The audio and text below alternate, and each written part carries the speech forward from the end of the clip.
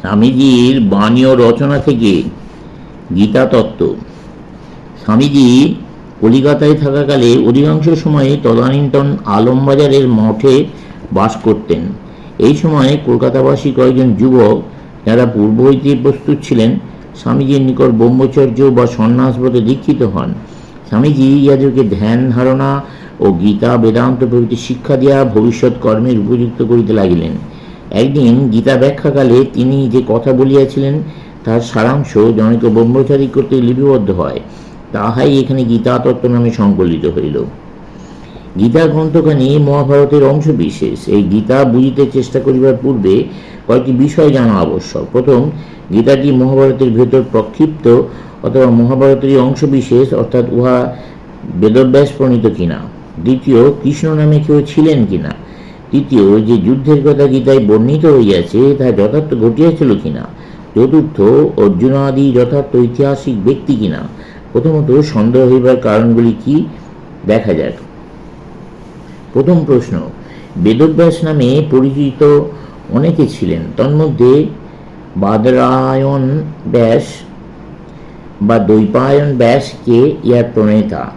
ব্যাস একটি উপাধি মাত্র। যিনি কোনো পুরাণাদি শাস্ত্র রচনা করিয়াছেন, তিনি ব্যাস নামে পরিচিত।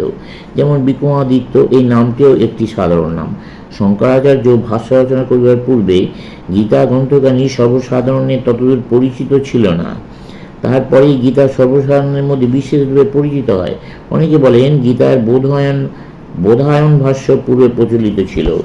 একথা প্রমাণিত হলে গীতার প্রাচীন তত্ত্ব ও ব্যাস কর্তৃত্ব কতকটা সিদ্ধ হয় বটে, কিন্তু বেদান্ত দর্শনে যে বোধায়ন ভাষ্য ছিল বলিয়া শোনা যায়, যদবলম্বনে রামানুজ শিভাষ্য প্রস্তুত বলিয়াছেন।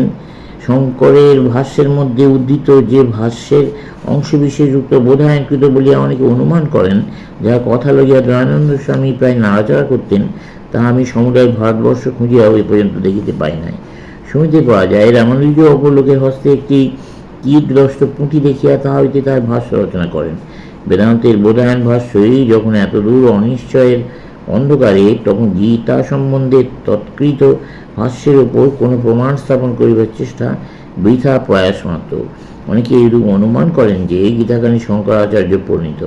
তাঁদের মতে তিনি উহা প্রণয়ন করিয়া মহাভারতের মধ্যে প্রবেশ করাইয়া দেন। দ্বিতীয় প্রশ্ন, কৃষ্ণ সম্বন্ধে সন্দেহ এই। ছান্দোগ্য উপনিষদে এক স্থলে পাওয়া যায়, দেবকীপুত্র কৃষ্ণ ঘোর নামা কোনো ঋষির নিকট উপদেশ গ্রহণ করেন। মহাভারতে কৃষ্ণ দ্বারকার রাজা, আর বিষ্ণু পুরাণে গোপীদের সহিত বিহারকারী কৃষ্ণের কথা বর্ণিত আছে।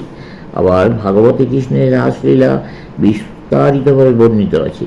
অতি প্রাচীনকালে আমাদের দেশে মদন উৎসব নামে এক উৎসব প্রচলিত ছিল। সেইটিকেই লোকে দোল রূপে পরিণত করিয়া কৃষ্ণের ঘাড়ে চাপাইয়াছে। রাসলীলা দিয়েও যে ওইরূপ চাপানো হয় না, কে বলতে পারে। পূর্বকালে আমাদের দেশে ঐতিহাসিক সত্য অনুসন্ধান করিবার প্রবৃত্তি অতি সামান্যই ছিল। সুতরাং যাহার যাহা ইচ্ছা তিনি তাহাই বলিয়া গিয়াছেন। আর পূর্বকালে লোকের নাম যশের আকাঙ্ক্ষা খুব অল্পই ছিল। এরূপ অনেক হইয়াছে, যেখানে একজন কোনো গ্রন্থ প্রণয়ন করিয়া গুরু অর্থাৎ অপর কাহারোর নামে চালাইয়া দিয়া গেলেন। এরূপ স্থলে সত্য অনুসন্ধিষ্ট ঐতিহাসিকের বড় বিপদ। পূর্বকালে ভূগোলের জ্ঞানও কিছুমাত্র ছিল না। অনেকে কল্পনা বলে ইকু সমুদ্র, ক্ষীর সমুদ্র, দধি সমুদ্র দিয়ে রচনা করিয়াছেন। পুরাণে দেখা যায় কেউ অযুত বর্ষ, কেউ লক্ষ বর্ষ জীবন ধারণ করিতেছেন। কিন্তু আবার বেদে পাই শতায়ুবৈ পুরুষা। আমরা এখানে কাহাকে অনুসরণ করিব? সুতরাং কৃষ্ণ সম্বন্ধে সঠিক ঐতিহাসিক সিদ্ধান্ত করা একরূপ অসম্ভব। লোকের একটা স্বভাবই এই যে, কোনো মহাপুরুষের প্রকৃত চরিত্রের চতুর্দিকে তার নানাবিধ অস্বাভাবিক কল্পনা করে। কৃষ্ণ সম্বন্ধে এই বোধ হয় যে তিনি একজন রাজা ছিলেন। ইহা খুব সম্ভব এই জন্য যে প্রাচীনকালে আমাদের দেশে রাজারাই ব্রহ্মজ্ঞান প্রচারে উদ্যোগী ছিলেন। আরও একটি বিষয় লক্ষ্য করা আবশ্যক। গীতাকার যিনিই হন, গীতার মধ্যে যে শিক্ষা, সমুদায় মহাভারতের মধ্যেও সেই শিক্ষা দেখিতে পায়। তাতে বোধ হয় সেই সময় কোনো মহাপুরুষ নতুনভাবে সমাজে এই ব্রহ্মজ্ঞান প্রচার করিয়াছিলেন। আরও দেখা যায় প্রাচীনকালে এক একটি সম্প্রদায় উঠিয়াছে, তার মধ্যে এক একটি শাস্ত্র প্রচারিত হইয়াছে। কিছুদিন পরে সম্প্রদায় ও শাস্ত্র উভয় লোপ পাইয়াছে, অথবা সম্প্রদায়টি লোপ পাইয়াছে, শাস্ত্রকানে রইয়া গিয়াছে। সুতরাং অনুমান হয় গীতা সম্ভবত এমন এক সম্প্রদায়ের শাস্ত্র যা এক্ষণে লোপ পাইয়াছে, কিন্তু যাহার মধ্যে খুব উচ্চ ভাব সকল সন্নিবিষ্ট ছিল। তৃতীয় প্রশ্ন, কুরু পাঞ্চাল যুদ্ধের বিশেষ প্রমাণ প্রাপ্ত হওয়া যায় না, তবে কুরু পাঞ্চাল নামে যুদ্ধ যে সংগঠিত হইয়াছিল তাতে সন্দেহ নাই। আরেক কথা, যুদ্ধের সময় এত জ্ঞান ভক্তি যোগের কথা আসলে কোথা হইতে? আর সেই সময় কি কোনো সাংকেতিক লিপি কুশল ব্যক্তি, শর্ট হ্যান্ড রাইটার উপস্থিত ছিলেন, যিনি সমস্ত টুকিয়া লইয়াছিলেন? কেউ কেউ বলে এই কুরুক্ষেত্র যুদ্ধ রূপক মাত্র, যার আধ্যাত্মিক তাৎপর্য সৎ প্রবৃত্তির সংগ্রাম। এর অর্থ অসঙ্গত না হইতে পারে। চতুর্থ প্রশ্ন, অর্জুন প্রভৃতির ঐতিহাসিকতা সম্বন্ধে সন্দেহ এই যে শতপথ ব্রাহ্মণ অতি প্রাচীন গ্রন্থ, উহাদের সমস্ত অশ্বমেধ যজ্ঞ কারিগণের নামের উল্লেখ আছে, কিন্তু সে স্থলে অর্জুনাদির নামগন্ধ নাই, অথচ পরীক্ষিত জন্মজয়ের নাম উল্লিখিত আছে।